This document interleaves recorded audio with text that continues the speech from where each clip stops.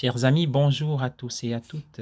Bienvenue à notre rendez-vous quotidien consacré à la méditation de la parole de Dieu en Luc 21, versets 29 à 33. Nous sommes le 26 novembre 2021. Installez-vous bien, c'est parti pour la halte spirituelle pour la journée. Nous parlons encore du royaume des cieux, qui est proche depuis que nous le disent, nous le rappelle Jésus, l'Évangile et de manière plus directe, les textes de ces derniers jours qui nous amène au dimanche, premier dimanche de l'Avent. Un commentaire de Maître Eckhart peut être suggestif pour vivre ce temps. Il parle du royaume de Dieu. Quand il pense au royaume de Dieu, dit-il, il est souvent abasourdi par sa grandeur.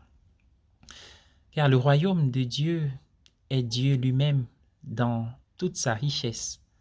Ce n'est pas une petite chose, le royaume de Dieu.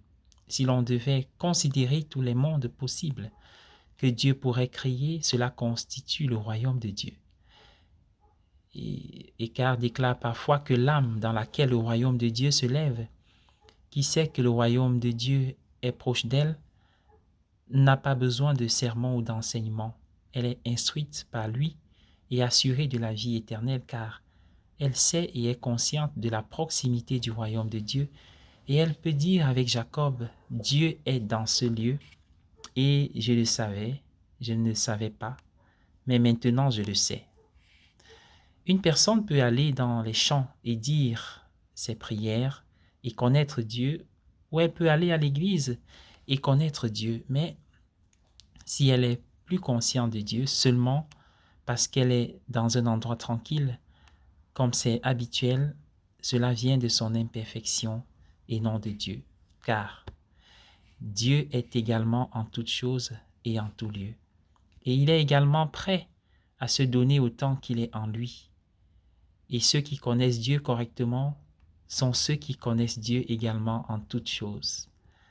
Saint Jean de la Croix enseigne que je dois me laisser en tout. Cela signifie laisser derrière moi le monde égocentrique de l'ego, laisser derrière moi l'envie de me promouvoir, laisser derrière moi chaque idée gagnante que j'ai, se désintéresser de moi-même de la bonne manière.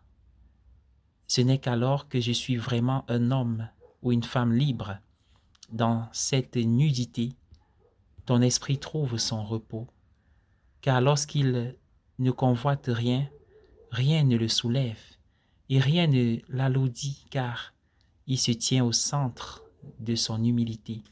La sagesse du monde me dit que je ne serai libre que si je peux accumuler du capital, alors avoir des relations avec des personnes influentes et devenir en quelque sorte intouchable, invulnérable.